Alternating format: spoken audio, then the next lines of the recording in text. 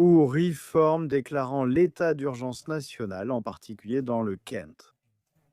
Étant donné l'horrible bilan de ce gouvernement, tout comme le précédent, dans son refus et son échec total à arrêter les bateaux. Et cela nous mène à cette position absolument absurde.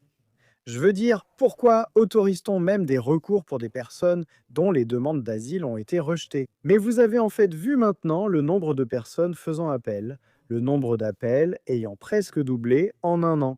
Les chiffres du ministère de l'Intérieur montrent qu'il y aura 80 000 dossiers en attente de réexamen à la fin de 2025, soit une augmentation de 91%.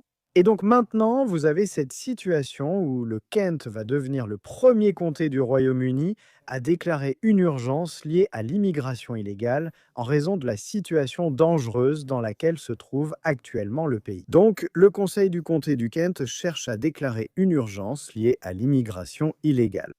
Une motion qui sera débattue jeudi, avec réforme affirmant que le comté est en première ligne face à l'afflux de migrants illégaux arrivant par petits bateaux, que les résidents et les contribuables du comté subissent des coûts financiers, ainsi que des conséquences ayant un impact sur la criminalité, la culture et la cohésion communautaire. Des milliers et des milliers de personnes sont déjà arrivées cette année.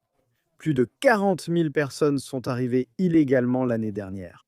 Et vous pouvez clairement voir l'impact massif que cela a sur des endroits comme le Kent. Cela sera donc débattu lors d'une réunion du Conseil dans le Kent. N'hésitez pas à me faire part de vos réflexions à ce sujet dans les commentaires ci-dessous. N'hésitez pas à mettre un petit pouce bleu à cette vidéo et bien sûr, comme toujours, merci de regarder.